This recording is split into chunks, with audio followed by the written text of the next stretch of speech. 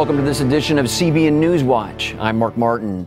Was there a plot for an attack on subway systems in the U.S. and Paris? A senior Obama administration official says no one in the U.S. government is aware of that. However, Iraq's prime minister says his country's intelligence operation uncovered the plan. The U.S. official says the plot was never discussed in meetings with Iraqi officials this week in New York. The Iraqi leader, however, said foreign fighters of the Islamic State group in Iraq were behind the plot. Our terrorism analyst Eric Stakelbeck and host of CBN's The Watchman joins us now to discuss this report. And Eric, first of all, there seems to be confusion over this alleged plot. The U.S. intelligence community reportedly did not have any credible information on this. What can you tell us about that? Yeah, you know, Mark, it's very, very interesting for the Iraqi prime minister to come out there really on the world stage and talk about this plot to strike the French and the U.S. subway system.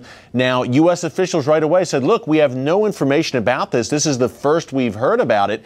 But the Iraqis were pretty adamant. Iraqi intelligence says that this plot was hatched inside of Iraq by Islamic State operatives. So right now, it's unclear, Mark, whether this is the real deal. I don't know why the Iraqis would lie about it. And it seems as though this fits a pattern of Islamic State activity where they're plotting against the U.S. Just over the weekend, Mark, we had an audio tape released by an ISIS leader threatening attacks against America. So also we have the MO here of ISIS targeting, and just jihadist groups in general, targeting the subway system, targeting these so-called soft targets, subway system, buses, schools, restaurants, etc. So you could see this being a credible plot, absolutely, and the intent is surely there on the part of ISIS. But until we get some kind of confirmation from U.S. and perhaps European intelligence officials, it's going to be up in the air as to what exactly went down here, if anything.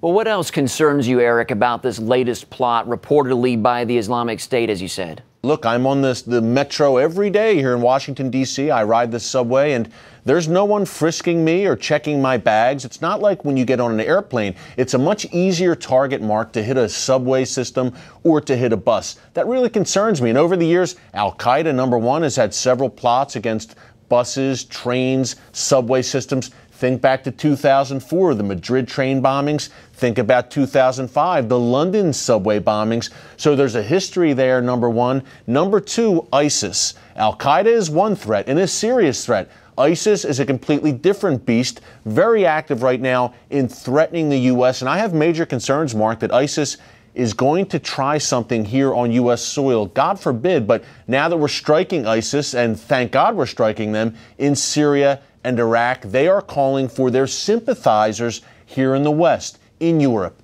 in the United States, to rise up and carry out lone wolf attacks. And a nightmare scenario, Mark, is a few of these lone wolf ISIS sympathizers putting on backpacks, getting on a subway system, God forbid, and detonating them. That's something that U.S. officials are very, very concerned about. Eric, you're also the host of the Watchmen program here at CBN, and there is other big news today about 9 people arrested in Great Britain who are allegedly members of banned terrorist groups there. Among them, one you interviewed several years ago today. Tell us about that. Mark, you know, his name is Anjem Chowdhury. He's one of the 9 that were arrested, as you mentioned. I've interviewed him face-to-face several times, Mark. I've spent hours with him. He's known as Great Britain's most hated man, the most notorious radical Islamist in that country, and he's been accused of running an ISIS and al-Qaeda support network out of Great Britain. The most recent encounter I had with Chowdhury, Mark, was 2 weeks ago on the anniversary of 9/11, ironically enough, attacks which he supported. Interviewed him, a pretty lengthy interview. It's on this week's episode of The Watchman Show. You can find it on cbnnews.com. But he's a guy, Mark, that for years, he openly espouses jihad. He wants Great Britain to be an Islamic state. He's talked about it openly. He's been accused of supporting terror for years. Several of his supporters have been arrested on terrorism charges. So my question now is, what took you so long to the British government? Finally, though, it's a good thing he is behind bars. How long, we don't know. He may make bail and be released. We don't know what the specific charges will be at the end of the day, if he'll be indicted. But it's a good thing, in the very least, that he is behind bars, at least for now, and that at least the British government may be waking up to this threat that they have allowed to develop, I hate to say it, Mark, in their borders. All right, Eric Stakelbeck, our terrorism analyst. Thanks for your time, sir. Thank you, Mark. In other news, Attorney General